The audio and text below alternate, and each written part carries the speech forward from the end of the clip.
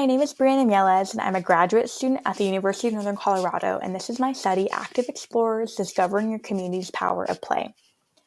The purpose of the study is to determine the effects of asset mapping on students' engagement and physical activity with community resources using the theory of recent action. Community engagement and asset mapping helps identify resources and foster collaboration for PA promotion. It serves as a catalyst for PA and health promotion and builds capacity for sustainability. And it helps identify opportunities for students to engage in PA beyond school. So I was really looking at how do the effects of asset mapping impact students' engagement with community resources. The participants of this study included 4th and 5th grade students from Skyview Elementary School in Thornton, Colorado. The students were 9 to 11, and our school is really diverse, and we are 64% free and reduced lunch. For this intervention, I used the theory of recent action, and it was 8 weeks long. I started with creating an asset map of our community, and I highlighted different community resources that are related to physical activity, so rec centers, parks, etc.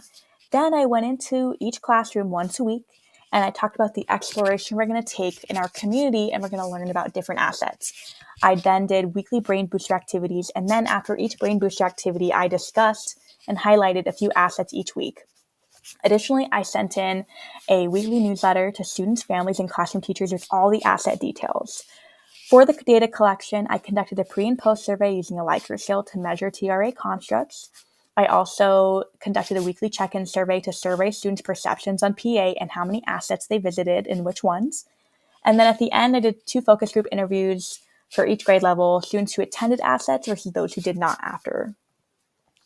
For the results of my study, for my pre and post survey, the importance of PA increased with neutral responses by 8.1%, while strongly agree responses declined by 9.5%. Familiarity with community resources saw mixed results, and this suggests that some students gained awareness while others may not have fully internalized this information. As for motivation, logistical challenges such as accessibility and scheduling likely contributed to the decline of motivation.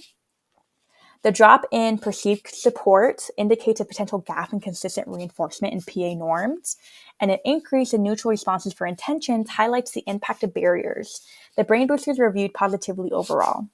As for the weekly check-in survey, relatively low engagement, which was expected with the demographics and population of the school, but those who did attend preferred indoor facilities like rec centers, and overall those who did attend viewed the community assets favorably. Additionally, there was an overwhelmingly amount of positive perceptions of the weekly brain booster activities. As for the interviews, both groups expressed positive attitudes towards PA, and some even talked about their academic readiness. Both groups expressed a desire to continue to participate, and the ones who did attend built healthy habits, but those who did not face external barriers.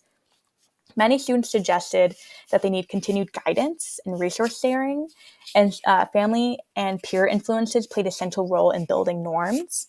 Both groups emphasize the importance of accessible resources as there are conflicts that diminish their perceived control over participation. And overall, this study increased awareness of community resources across both groups.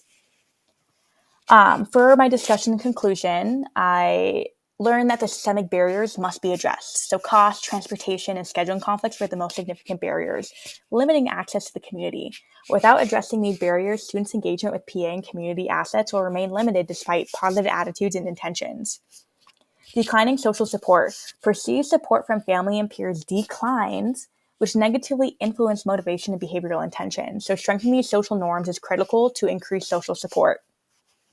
Increased knowledge but lack utilization. There was an awareness that was increased of community resources, but many students were not able to follow through. Behavioral intentions also dropped.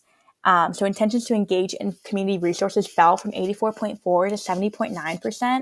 And this decline in perceived family and peer support emphasizes the importance of social norms in shaping behavior.